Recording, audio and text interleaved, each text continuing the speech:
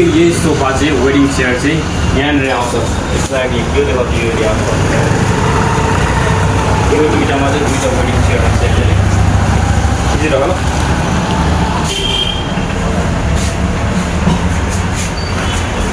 अनि यो पिभिसीको वाल यहाँनिर लगाइन्छ पिभिसीको वालहरू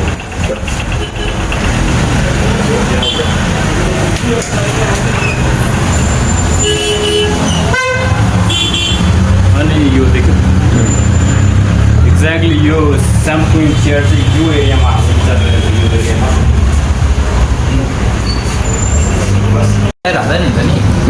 अनि यहाँ एउटा सिसा आउँछ